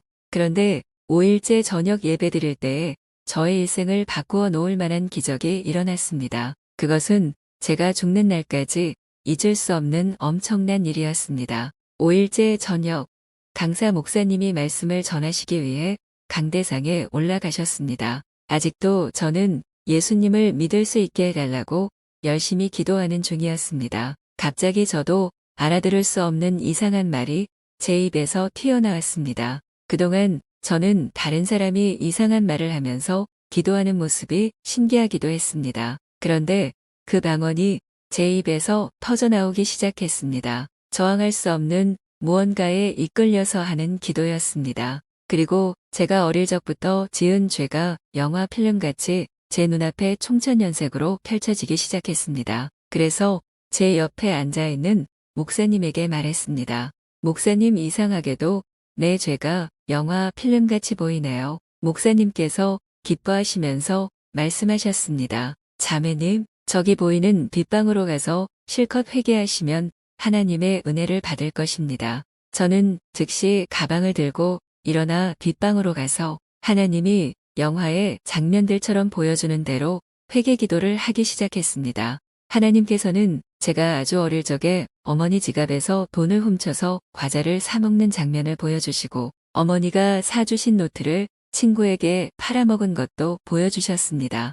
결혼하고 나서 첫 남편과 시어머니와 시아버지와 시집, 식구들과의 관계에서 제가 잘못한 일들이 떠오르기 시작했습니다. 데이비드와 살면서도 잘못했던 죄들이 생각나기 시작했습니다. 내가 이렇게 더러운 죄인이라니 정말 수치스럽고 부끄러운 모습에 몸 둘 바를 몰랐습니다. 쥐구멍이라도 있으면 숨고 싶은 심정이었습니다. 신기하게도 그동안 아무리 회개하려고 해도 기억이 나지 않았던 일들이 그리고 죄라고 생각하지도 않았던 것들이 눈앞에 보였습니다. 저는 그 모든 것들을 하나하나 회개하기 시작했습니다. 하나님께서는 제가 죄라고 생각하지 않았던 것까지 다 죄라고 녹화해 놓으셨고 교만하고 어리석은 저에게 보여주시며 깨닫게 하셨습니다. 비로소 히브리서 9장 27절에 한 번 죽는 것은 사람에게 정해진 것이요 그 후에는 심판이 있으리니라는 성경 말씀이 그대로 믿어지면서 눈물이 쏟아지기 시작했습니다. 회개의 영이 저에게 임한 것입니다. 저의 죄를 사람에게는 속일 수 있어도 하나님께는 속일 수 없다는 사실을 깨달았습니다. 저의 죄가 하나님 앞에 벌거벗은 것처럼 낱낱이 드러난다는 사실을 직접 깨닫게 되었습니다. 저는 그저 하나님 앞에 납작 엎드렸습니다. 얼마나 회개를 했는지 가슴을 치며 애통한 마음으로 대굴대굴 구르며 온 방을 헤집고 뒹굴며 울었는지 모릅니다. 저는 이혼하기 전에 전 남편과 서로의 상처를 위로해 주기는커녕 도리어 상처를 지적하면서 수없이 많이 다투었습니다. 제가 남편에게 받았던 상처를 다른 사람에게 이야기하면 사람들은 말했습니다. 지금 세상이 어떤 세상인데 맞고 살아요? 연약한 아내를 때리는 야만적인 남편과 결혼 생활을 어떻게 할 수 있어요? 그렇게 매를 맞고 사느니 차라리 혼자 간 게 나아요. 맞아, 병신 되기 전에 이혼하는 게 낫고 말고요. 저는 그 말에 동의하며 스스로 위로했습니다. 그렇지. 나도 이렇게 맞으면서 병신 되기 전에 차라리 이혼하는 것이 당연하지. 그런데 하나님은 이혼하기 전 남편과 다투었던 수많은 장면을 보여주시면서 결국 그것도 저의 죄였다는 사실을 깨닫게 해주셨습니다. 저는 그들의 악을 선으로 대하지 못했으며 그를 악으로 갚았던 것입니다. 비로소 저와 시어머니 사이에서 온몸으로 갈등을 받아내며 시달려야 했던 남편에게 저의 사랑이 턱없이 부족했던 것을 그제야 깨닫게 되었습니다. 그동안 제가 얼마나 큰 죄인이라는 것을 알지 못했었고 교만과 허영에 가득 찼으며 남편을 이해하지 못하고 상처를 주었다는 사실을 깨닫고 회개를 했습니다. 이렇게 추악한 죄인인 저를 위해 예수님이 십자가에서 죽기까지 사랑하신 그 사랑을 몰랐기 때문에 그들을 애틋한 마음으로 사랑할 수가 없었습니다. 또한 제가 까마득히 잊어버리고 있었던 외할머니에 대한 사건이 하나 생각났습니다. 제가 어릴 때 저희 외할머니는 저를 불쌍하다고 더 많은 사랑을 베푸셨습니다. 외할머니는 늙어서 배가 부풀어 올라 만삭된 여인의 배같이 보이는 병에 걸리셨습니다. 돌아가시기 얼마 전에는 말문이 막혀 말도 할 수가 없으셨다. 외할머니가 돌아가실 때 제가 그곳에 없어서 돌아가시는 모습을 보지 못했습니다. 그 뒤 어머니가 저에게 외할머니의 돌아가신 장면을 설명해 주시면서 눈물을 하염없이 흘리셨습니다. 너희 외할머니가 돌아가시기 바로 직전에 마치 눈에 보이지 않는 어떤 사람이 외할머니를 끌고 가려는 것처럼 보였다. 그런데 외할머니가 갑자기 막혔던 말문이 열려서 허공에 있는 누구에게 말하는 것처럼 큰 소리로 계속 고함을 질렀다. 안 간다. 나는 못 간다. 그뿐만 아니라 두 손을 마구 흔들면서 끌려가지 않으려고 몸부림을 치다가 결국 질질 끌려가는 모습처럼 돌아가셨단다. 제가 어머니에게 들었던 그 이야기를 동네 아줌마에게 말했더니 즉시로 이렇게 말했습니다. 예수 믿던 사람이 죽을 때는 하나님의 천사가 데리러 오고 예수를 안 믿고 죽은 사람은 저승사자가 데리러 온단다. 모든 사람이 너의 할머니같이 그렇게 죽는 것은 아니야. 그러나 그 저승사자가 할머니를 지옥으로 끌고 가려고 하니 할머니가 안 끌려가려고 몸부림치다가 결국 끌려간 것을 보면 죽음 이후의 세계가 있다는 것을 알 수 있잖아. 저는 아주머니의 그 소리를 듣고 너무 기분이 나빴습니다. 화를 벌컥 내며 큰 소리로 고함을 쳤습니다. 우리 할머니가 얼마나 선하게 살았는데 지옥에 가다니요? 분명히 우리 할머니는 죽어서 좋은 곳으로 갔을 겁니다. 기분 나쁘게 어떻게 말씀을 그렇게 하세요? 그 아주머니는 화가 나 있는 저에게 또 말했습니다. 사람들은 천국과 지옥을 가보지 않았지만 천국은 좋은 곳이고 지옥은 아주 안 좋은 곳이라는 것을 우리 안에 있는 양심이 알려준단다. 학생이 지옥이 안 좋은 곳이라는 것을 아니까 나에게 마구 화를 내는 거예요.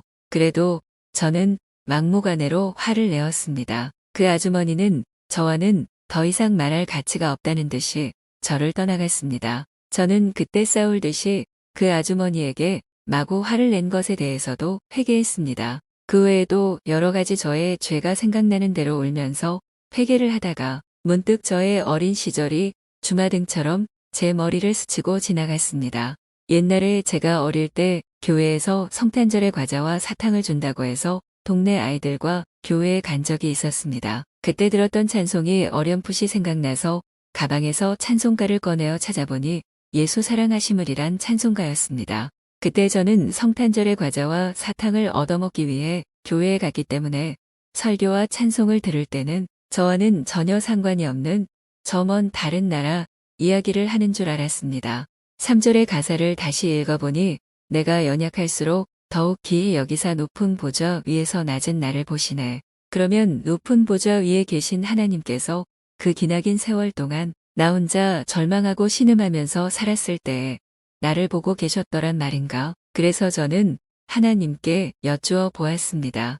하나님께서 나에게 너를 보고 계신다고 한마디만 해주셨더라도 그 많은 세월 동안 혼자서 인생을 헤쳐나가겠다고 그렇게 힘들게 살지 않았을 것 아닙니까? 그리고 그 많은 죄 속에 빠져서 방황하면서 살지도 않았을 것 아닙니까? 하나님께서는 저의 질문이 너무나 기가 차는지 아무 말씀도 하지 않으셨습니다. 저는 성령의 감동으로 쓰인 그 찬송가를 통해 하나님께서 이미 그때부터 계속 저를 부르셨고 많은 사람이 예수에 대해서 말하는 것을 듣게 하셨습니다. 그 뒤에도 하나님이 저를 교회의 십자가 안으로 불러들여서 눈물을 하염없이 흘렸던 옛날을 생각나게 하셨습니다. 하나님이 저를 찾지 않은 것이 아니라 제가 하나님을 진정으로 찾을 생각이 없었던 것이었습니다. 하나님을 떠나서 제가 제 인생의 주인이 되어 제 마음대로 살았다는 것을 깨달았습니다. 그래서 하나님께 왜 이제야 나를 만나주시느냐 고 원망을 시도하려다가 그 모든 원인이 저에게 있었던 것을 깨닫고 더 이상 원망하지 않기로 했습니다. 이제부터라도 높은 보좌 위에서 낮은 저를 보시고 천국으로 초청하시는 하나님과 함께 살겠다고 결심했습니다. 제가 죄를 낱낱이 고백하면서 울며 회개하는 중에 무섭고 흉측하며 크고 시커먼 존재가 저에게 손가락질하면서 참수하기 시작했습니다. 내가 그렇게 착하고 선한 척하더니 너는 참으로 더러운 죄인이구나. 저를 비방하고 조롱하는 소리에 눈을 떠보면 아무도 없었습니다. 마귀가 저를 참수하는 것임을 알아차리고 마귀를 대적하는 기도를 시작했습니다. 예수 그리스도 십자가의 공로로 나는 죄 사함을 받았다. 나를 고발하는 마귀는 예수의 이름으로 명하노니 떠나갈지어다. 그러고 나서 다시 회개 기도를 했습니다. 두 번째와 세 번째도 똑같이 시커먼 존재가 나타나 저를 그렇게 참수했습니다. 저는 예수의 이름으로 물리치고 대적하는 기도를 했습니다. 나중에는 제가 죄를 회개하는 것을 누가 듣고 있나 두려워서 그 방의 문고리를 잡은 채 회개했습니다. 그런데 그 많은 죄를 회개하다가 깨달은 것은 저는 근본적으로 지옥에 갈 수밖에 없는 더러운 죄인이라는 사실이었습니다. 예수님을 믿지 않는 사람은 자기의 죄를 용서받지 못해서 자기 죄값으로 지옥에 갈 수밖에 없다는 것이 믿어지기 시작했습니다. 저 역시 마귀의 종이 되어 마귀가 시키는 대로 살아왔다는 것을 깨달았습니다. 저는 마귀와 함께 지옥에 던져질 운명이었다는 사실이 믿어지면서 오랫동안 통곡하면서 회개를 했습니다. 예수 그리스도의 피로써 모든 죄를 용서받지 못한다면 심판날 사람들은 자기 죄의 영상들을 보면서 지옥에 떨어질 것을 알고 두려워 떨 수밖에 없다는 것이 믿어졌습니다. 제가 죽을 수밖에 없는 죄에서 구원받기 위해서는 저 대신 십자가에서 돌아가신 예수님이 절실히 필요함을 느꼈습니다. 저는 저의 죄값인 사망의 형벌을 대신 받으신 예수님을 저의 구세주로 받아들였습니다. 그리고 난 후 신기한 일이 생겼습니다. 갑자기 어떤 시커먼 물체 같은 것이 제 몸속에서 쑥 빠져나가는 것 같은 느낌을 받았습니다. 그러자 예수 그리스도의 음성이 고요하게 제 마음속에 들렸습니다. 너는 근본적으로 죄인이었지만 내가 너의 죄값인 사망의 형벌을 대신 담당하기 위해 죽었다. 너는 죄 사함을 받고 하나님의 자녀가 되었다. 그 순간 저의 몸이 날개라도 단듯이 가벼워지고 금방이라도 날아갈 것만 같았습니다. 혼자서 덩실덩실 춤을 추기 시작했습니다. 아멘, 할렐루야를 외치며 제가 그렇게 춤을 잘 추는 줄을 예전에는 미처 몰랐습니다.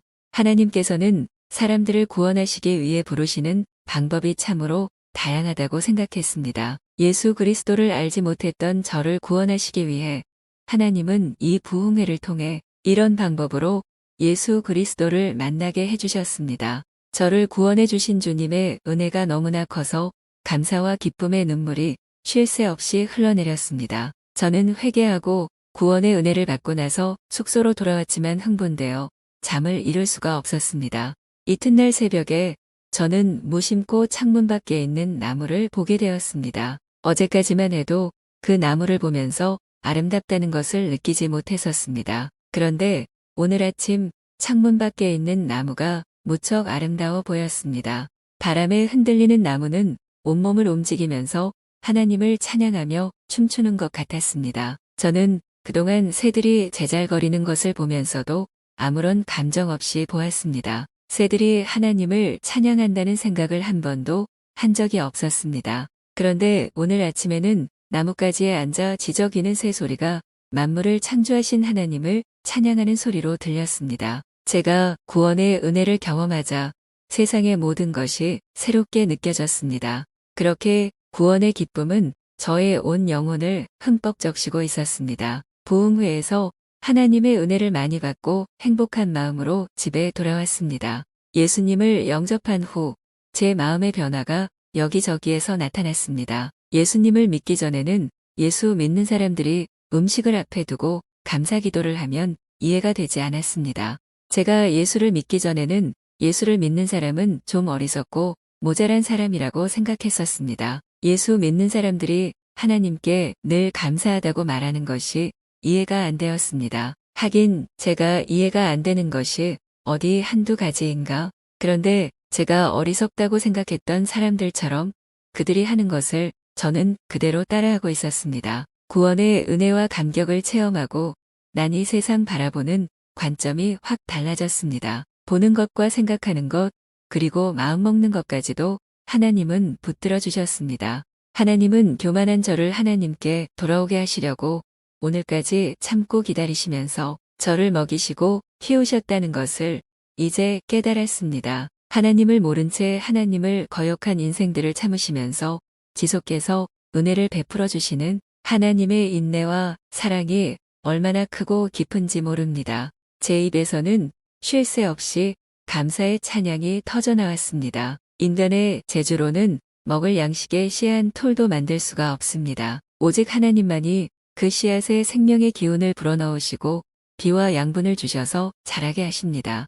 열매를 맺게 하시고 믿는 사람이든 믿지 않는 사람이든 그 열매를 먹고 생명을 유지하게 하시는 모든 것이 하나님의 은혜라는 것도 알게 되었습니다. 그날 이후 저는 하나님을 진정으로 찬양하게 되었습니다. 하나님을 섬기며 사는 길만이 인생의 가장 보람된 삶을 사는 것으로 생각했습니다. 그리고 저는 결심하고 또 결심했습니다. 하나님의 나라를 확장하기 위해 하나님이 인도하시는 대로 인생의 길을 묵묵히 걸어가리라. 제가 한국에서부터 교회에 다니기 시작한 지가 2년이 지났지만 성경을 읽어도 제 상식으로는 이해가 되지 않았습니다. 그런데 부흥회를 통해서 회개하고 예수님을 믿게 되니 모든 것이 변화되었습니다. 무엇보다 성경을 읽는 것이 아주 기쁘고 즐겁고 재미있었습니다. 그래서 저는 직장에서 휴가를 내어 성경을 읽기 시작했습니다.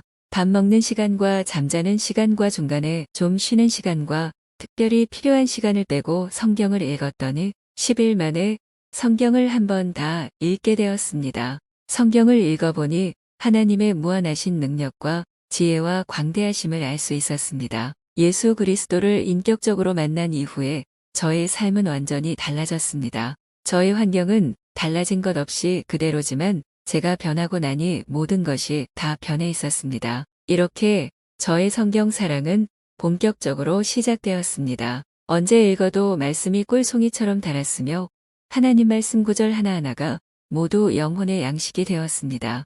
저는 성경을 읽기 전에 기도했습니다. 예전과 달리 성경을 읽을 때는 가능하면 낮은 자세로 읽으려고 노력했습니다. 하나님 앞에서 이 땅에서 미미한 나 같은 존재가 어찌 천지 만물을 창조하시고 움직이시는 그 크신 하나님의 통치와 섭리를 다 이해하리요. 말씀에 대한 감동과 감격을 통해 하루 종일 회개가 이어지는 날이 많았습니다. 어떨 때는 가슴이 터질 것만 같은 벅찬 하나님의 사랑의 소리내 운 적도 있었습니다. 내일 일도 모르는 내가 높고 높으신 하나님의 심오한 뜻을 내 머리와 이성으로 다 이해해야 믿겠다는 생각이 얼마나 교만한 일이었던가. 하나님을 만나고 난 후에는 하나님의 어미하심에 굴복하게 되었고 더 이상 하나님께 대항하지 않았습니다. 또 제 이성으로 하나님의 말씀을 판단하거나 거부하지도 않았습니다. 논리적이고 체계적인 것을 좋아하는 저였지만 모든 질문의 해답을 머리로 이해되어야만 믿겠다는 교만한 자세를 버렸습니다. 이제는 한 치 앞도 알 수 없는 유한한 존재가 영원하신 하나님의 무한한 세계를 제 지식으로는 다 깨달을 수 없다는 것도 인정하게 되었습니다. 인간이 세상의 지식을 쌓기 위해 배우면서 일생을 공부해도 모든 걸 다 알 수 없는데 하물며 영적 세계와 하나님의 세계를 어찌 죄인의 머리로 다 깨달을 수 있으리요? 하나님 말씀 앞에 제 자신을 겸손하게 낮추고 목마른 심정으로 성경을 읽었습니다. 그토록 고집스럽고 완강했던 제가 성령을 받고 은혜를 받고 나니 성경을 보는 눈이 열렸습니다. 그동안 의문을 가졌던 문제들에 대해 성령님이 저의 이성을 초월하여 해답을 깨닫는 지혜를 주셨습니다. 부흥 후에서 구원의 은혜를 경험한 후 저는 성경을 가지고 다니면서 틈만 나면 성경 말씀을 읽고 묵상했습니다. 성경에서 나오는 하나님의 말씀은 저에게 큰 기쁨을 주었을 뿐만 아니라 저의 생명의 양식이 되었습니다. 부흥 후에서 구원의 감격을 누린 후 저에게는 이상한 현상이 일어나기 시작했습니다. 제 몸이 너무 가벼워져서 온 세계의 하늘을 날아다니는 꿈을 거의 밤마다 꾸었습니다. 또 어느 날은 꿈에 제가 어느 집에 들어갔습니다. 갑자기 이상한 여자가 방문을 차고 나오더니 저를 죽이려고 덤벼들었습니다. 그 눈은 살기가 등등했다. 소름이 오싹 끼치는 광기 어린 눈으로 저를 쳐다보며 저를 죽이려고 달려들었습니다. 저는 그때 그 여자에게 소리쳤습니다. 예수 이름으로 명하노니 악한 영은 물러가라. 그러자 이상한 여자의 모습을 한 형체가 사라졌습니다. 예수의 이름. 그 이름은 분명히 악한 영을 물리치는 능력과 권세가 있었습니다. 어떤 때는 잠을 자는데 꿈의 침대와 이불 속에 크고 징그러운 뱀이 나타나 저를 휘감았습니다. 때로는 커다란 용이 제 목을 휘감는 꿈도 꾸었습니다. 화장실로 도망가면 화장실에서도 큰 용이 뒤에서 저를 감아서 죽이려고 하는 꿈을 꾸곤 했습니다. 그럴 때마다 저는 예수의 이름으로 뱀이나 용을 계속 대적했습니다. 결국에는 그 뱀이나 용의 형체들이 사라져버렸습니다. 그뿐만이 아니었습니다. 가끔 새벽에 제가 잠에서 깨어나려고 하면 비몽사몽간에 어떤 사람이 제 목을 졸라 죽이려고 했습니다. 그럴 때마다 저는 예수의 이름으로 악한 마귀를 물리쳤습니다. 꿈에서도 영적 전쟁을 수없이 했습니다. 어떤 때는 예수 이름으로 명하노니 이 마귀는 물러가라 고 소리를 지르려고 하는데 그 말을 하지 못하도록 저의 목을 눌렀습니다. 그래서 저는 제 마음으로 제 남편 데이비드가 저를 깨워준다면 저는 벌떡 일어날 것으로 생각했습니다. 그러면 신기하게도 데이비드가 웃으면서 저에게 오는 것이었습니다. 그래서 저는 안심을 하고 데이비드를 기다렸다는 듯이 일어나려고 하면 데이비드가 더 심하게 내 목을 졸라 죽이려고 했습니다. 제가 데이비드를 찾으니깐 제 마음을 정확히 안 마귀가 데이비드의 형상으로 나타나서 저를 안심시켜 놓고 제 목을 졸라 죽이려고 한다는 것을 알아차렸습니다. 그래서 저는 포기하지 않고 더 강하게 예수 그리스도 이름으로 마귀를 대적하는 기도를 하면 데이비드 형상을 한 마귀도 사라졌습니다. 그렇게 악한 영과 싸움을 하고 일어나면 온몸에 식은땀이 흐르고 머리가 한동안 무거웠습니다. 기분도 몹시 불쾌했습니다. 마귀는 자기 백성을 빼앗기자 저를 항복시키기 위해서 그렇게 꿈에 저를 찾아와 괴롭혔습니다. 하나님이 부르셔서 교회에 나갔지만 제가 구원받기 전에는 아무런 악한 영의 공격이 없었습니다. 그러나 부흥회에 가서 구원을 받은 후에는 악한 영에 밤마다 시달렸습니다. 제가 구원받기 전에는 교회를 다녀도 아무 일이 없었는데 구원받고 나서 거의 밤마다 시달리다 보니 잠자는 것이 두려울 때도 있었습니다. 잠에서 깨어나 보면 식은땀으로 범벅되어 넋이 나간 사람 같았습니다. 저는 고민을 하기 시작했습니다. 이런 고통을 받으며 과연 내가 예수를 계속 믿어야 하는가? 제가 그렇게 고민하던 그 순간 마귀는 손뼉을 치며 얼마나 좋아했을까요? 그러나 저는 예수님을 떠날 수가 없었습니다. 마귀에게 붙들려 고통당하는 저에게 하나님께서 밤이나 혹은 새벽에 지옥을 보여주셨던 것입니다. 지옥에서 실제로 당하는 것처럼 무서운 현상이 벌어지는 것을 체험했습니다. 지옥에 가면 구더기도 죽지 않는 불구덩이에서 영원히 고통을 받으며 산다는 것을 하나님이 보여주신 것 같았습니다. 그래서 저는 천국에 가서 누리는 기쁨보다도 지옥만큼은 어떤 일이 있어도 절대로 가서는 안 된다고 생각했습니다. 지옥에 가지 않으려면 예수님을 떠나서는 안 된다는 이 놀라운 체험이 저에게 있었습니다. 이렇게 저는 악한 영에 시달리다가 목사님께 신방을 요청해 보고 싶었습니다. 그러나 교회에서 저희 집까지 차로 1시간 20분이나 걸리는 거리를 와달라고 할 염치가 없었습니다. 하지만 나날이 너무나 무섭고 괴로워서 할 수 없이 이런 사정을 목사님께 말씀드렸습니다. 목사님은 선뜻 저희 집까지 신방을 오셔서 예배를 드려주셨습니다. 목사님께서 전한 말씀은 요한 1서 5장 18, 19절의 말씀이었습니다. 성경 말씀을 읽은 후에 하신 설교는 제 마음을 조용히 울리기 시작했습니다. 하나님께서는 아담에게 선악을 알게 하는 나무의 열매는 먹지 말라. 내가 먹는 날에는 반드시 죽으리라. 고 경고하셨습니다. 그러나 타락한 천사인 마귀 사탄은 뱀의 형상에 들어가서 하와를 유혹해서 선악과를 먹게 하고 아담도 먹게 했습니다. 그래서 아담의 원죄를 갖고 태어난 후손들은 하나님을 떠나 영적으로 죽어 있으며 죄와 마귀의 종이 되어 죽을 날을 향하여 살아가고 있습니다. 그러나 인간의 몸으로 오신 하나님이신 예수님께서 온 인류의 죄를 대신 갚기 위해서 십자가에서 사형 집행을 받으시고 3일 만에 부활하셔서 승천하심으로 죄와 사망의 권세를 가진 마귀의 머리는 깨어져서 이미 박살이 났습니다. 뱀은 머리가 깨지면 한동안 발버둥 치지만 결국에는 죽습니다. 마귀도 마지막에 불구덩이인 지옥에 가는 운명을 알고 있지만 끝까지 한 사람이라도 더 데려가려고 몸부림을 치는 것뿐입니다. 자매님이 예수 그리스도를 믿음으로 마귀의 종에서 하나님의 자녀로 바뀌었으니 마귀가 괴롭히고 공격하는 것은 당연한 일입니다. 그러나 우리는 예수 그리스도께서 이미 이겨놓은 승리의 전쟁을 하고 있을 뿐입니다. 마귀는 자매님을 괴롭혀보지만 예수님께서 하나님의 자녀를 지키심으로 마귀가 결코 빼앗아가지 못합니다. 또한 우상을 섬겼던 자매님을 하나님께서 큰 종으로 쓰실 것을 마귀가 알고 자매님을 두려워하게 해서 무너뜨리려고 공격하는 것입니다.